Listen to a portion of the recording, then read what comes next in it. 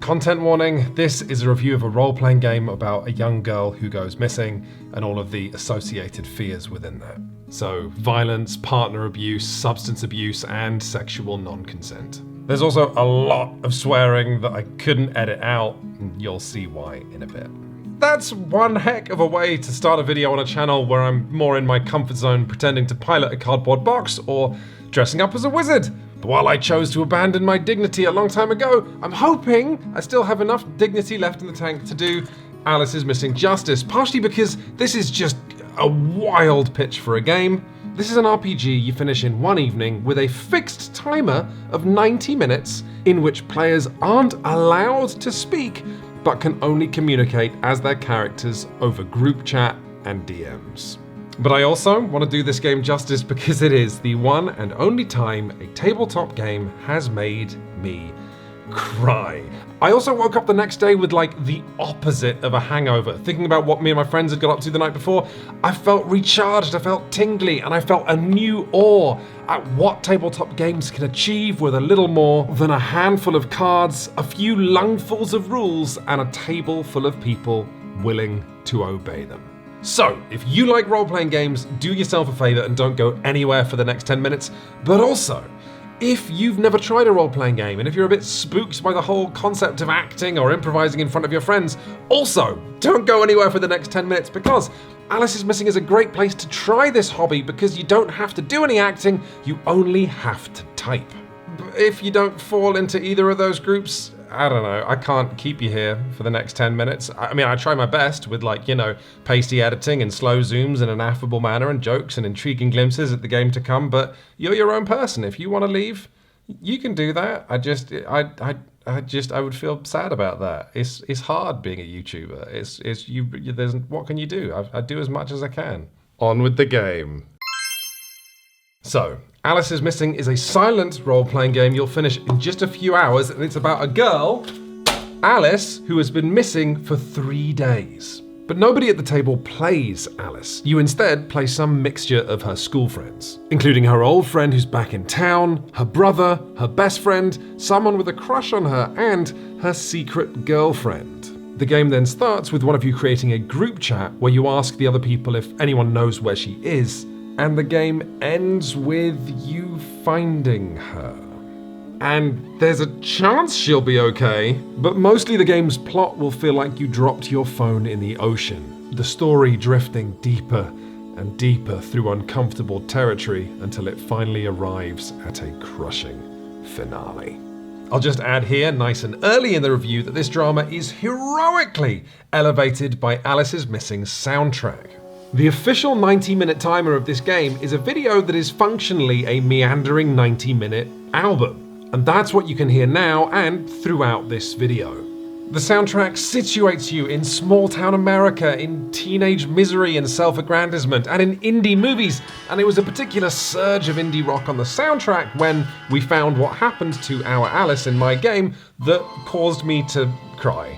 The game played me like a $2 fiddle, and I loved it.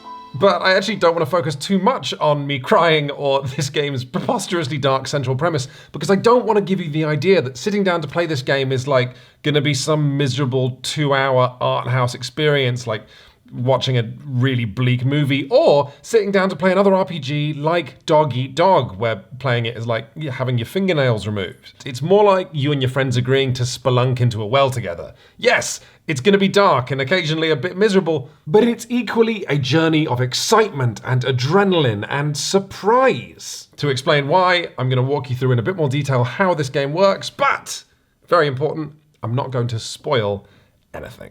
So, before you get to enjoy that sweet 90-minute silence this game is offering you, you're first going to have about 45 minutes to an hour of fun assembling all these little narrative Legos into your setup.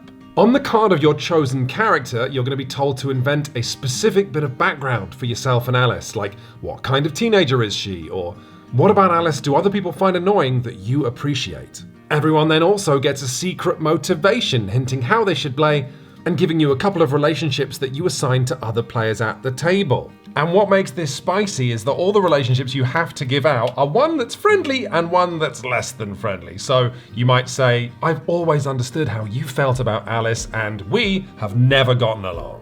You're then, as a group, going to take turns picking one from each of the game's 5 locations and 5 suspect cards, saying what each of them have to do with your suspicions of Alice disappearing. For example, in my game, one player decided that the school bully is closeted and homophobic towards Alice, while I decided that the lighthouse at the Howling Sea Cliffs was where Alice and I talked about our parents divorcing, and we generally went there when we wanted to enjoy being miserable.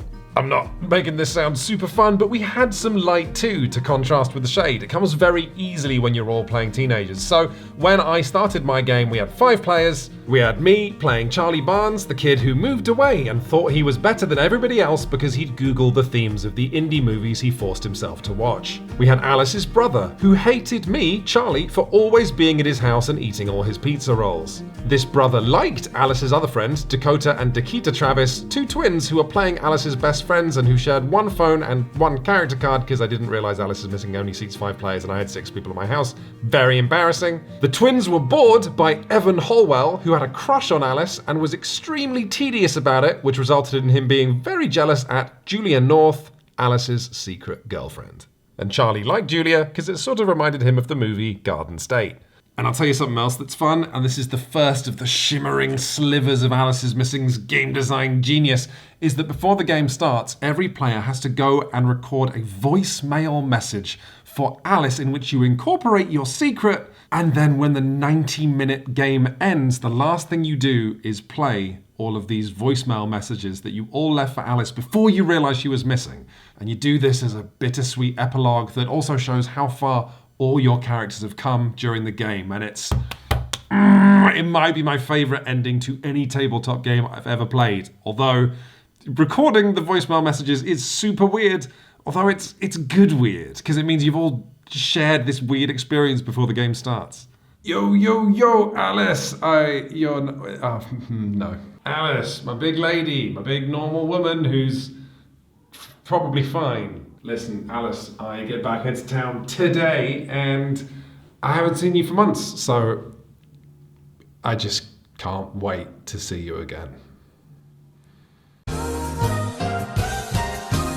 But all of this stuff isn't the heart of the game. This is. Before the game starts, you take one of each of the game's time-stamped cards and you hand them out to the group. And whenever the game's timer reaches that number, you flip your card and do what it says. So, the one the game starts with at 90 minutes is always the same. And then everybody can start talking about that. But future cards, the ones you're drawing at random, I'm not going to spoil any of them, but they start with clues or rumors and then progress towards reveals that often involve drawing cards from the game's suspect or location decks. And then they progress towards I really can't spoil anything, but there is some monster stuff in this deck. And also, this game has my favorite rule to teach of anything I've played in years, and it comes right at the end of the rules explanation, moments before you launch into the 90-minute silence and start playing properly.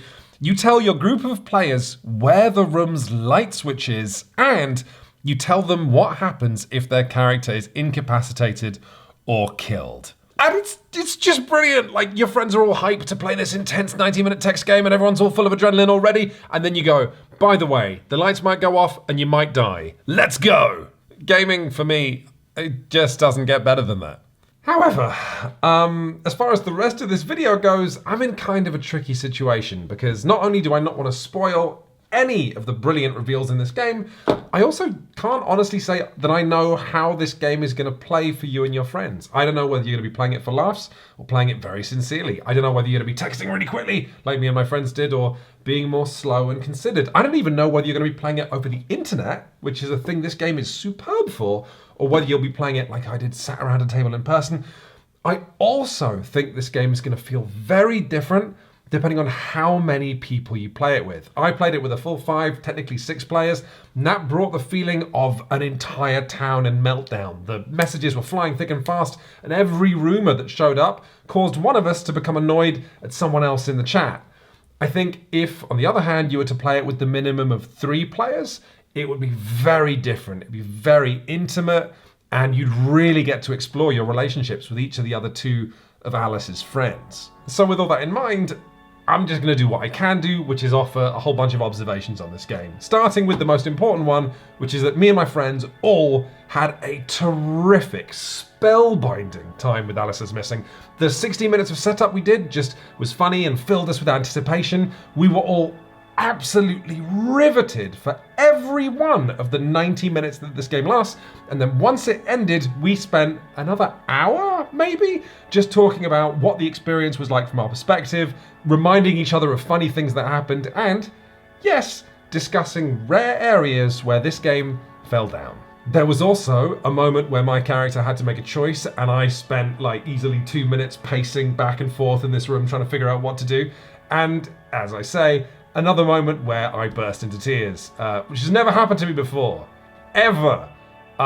So I guess in lieu of being able to spell out specifics with this design, I'll talk about that moment and why it happened. So fundamentally, the text messaging that you're doing in this game is not just a gimmick.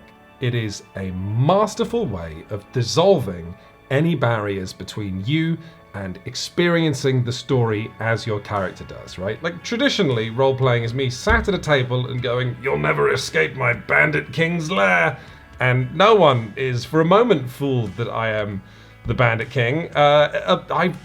Most role-playing involves a standard of acting that would be considered unacceptable for a high school play. But text is beautifully immersive, especially so because Alice is Missing insists it is mandatory that you all change one another's contact names to the names of your characters. And as a result, you end up falling into these group chats and private messages like your phone is a portal to another dimension.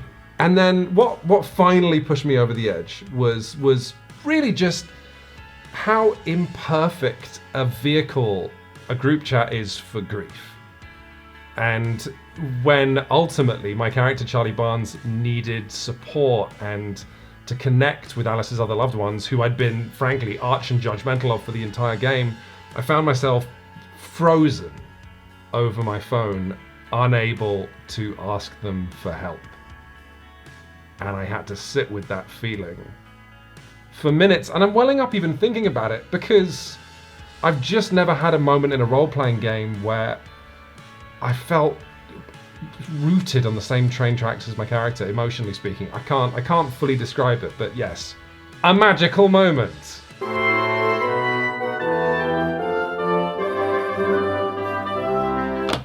Is it a perfect game? No. It's a shut up and down review. We have to find like at least 3 things to complain about. So I got 3 things for you. First, the game's thing of just you all texting one another creates a weirdly passive story. Like, it's very strange sometimes to arrive at a plot point where you would definitely call the police or a parent or want to talk to an NPC, and you just can't do that in this game. The other big thing I would flag to people before they buy themselves a lovely copy of this lovely game is that when me and my friends finished this game, we all felt that we didn't want to play it again. Now, that's not because this game isn't brilliant, and it's not because the designers haven't tried to make it replayable, and it's certainly not because I don't want to show it to people. I would love to put this game in front of new groups and have them have the same mind-blowing experience that I did. But I would not feel like I was in the ride with them. I would feel, on a second playthrough, like the tour operator of some kind of fairground ride. It's partially because I know so many of the game's twists, but it's also because I know who my Alice was. I know who my Charlie Barnes was, and having different players step into those roles, it would be like they're stepping into a dead man's shoes. I can't say more than that, but you might understand once you play the game once. And that ties into my final criticism of the game, and this is important to think about when you're questioning whether you should get the expansion for Alice is Missing or not, okay? So this is how Alice is Missing's plot is generated. You randomly take, after always the same 90-minute card, you randomly take a thing to happen at 80 minutes, a thing to happen at 70 minutes, a thing to happen at 60 minutes, all the way, completely randomly chosen, up to one of your 3 random 10-minute endings. Now, this would be cool if Alice is Missing was a game you wanted to play 10 times, right? So you knew the plot's always going to be different. But it's not that. It's a game I want to be really coherent once. And the one thing the random plot generation isn't really is coherent. There are just too many plot threads, and when you finally get to the ending, the majority of what you've been discussing for over an hour is revealed to be irrelevant, a red herring, right? And like, if I'm being a really generous critic, I could say something like, oh yeah, when a girl disappears in a small town, all her dirty laundry is aired and all the, rumors start swirling about her, and it is very confusing. Yeah, maybe, but it makes for a plot that just feels like, not a bad game, but it's not the... What I would have preferred is for Alice is Missing to come with 3 envelopes that are unmarked, and you pick one, and each one of those is like a coherent story. I don't love this. Like, I love the game, get the game, but I don't know. This feels imperfect. Now, let's talk about the expansion. So I was hoping doing this review that at the end of it I could just be like, oh yeah, no, go and get the base game and the expansion. They're on Kickstarter right now, great, job done. But like, what the expansion adds are new cards for each of the game's decks, new suspects, new locations, new events, new characters. But here's the thing, I don't need that. I'm done with Alice is Missing. Like, I guess it's possible that the expansion adds cards that are so refreshing or interesting they make it feel like a completely different game. But I don't know. I think I would just rather play a completely different game. Like, next weekend, me and my friends don't want to play Alice is Missing again. We're going to play Bluebeard's Bride. And after that, we're going to start our campaign of Masks. Counterpoint, if I was going to play Alice is Missing for a second or third time, I would probably want the expansion because it would be cool to have all new characters, all new locations, all new suspects, and all new surprises.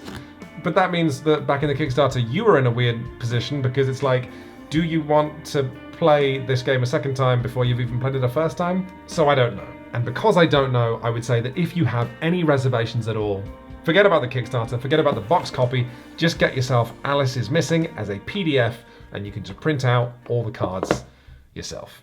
So, thank you very much for watching this video review of Alice is Missing, everybody. And if you've enjoyed this unusually passionate and excited bit of RPG coverage, it's because I've been loving my role-playing games recently. You can check out my guide that I've released to getting into role-playing games if you want to figure out what I'm talking about.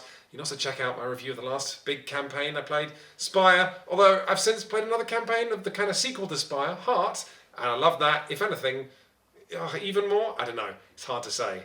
Why is all the RPG coverage on Shut Up and Sit Down recently? It's because they're good. They're good games. If you don't believe me, I'll punish you. Look, I've taken away those videos now. You can't click on them. So, stick that in your judgmental pipe.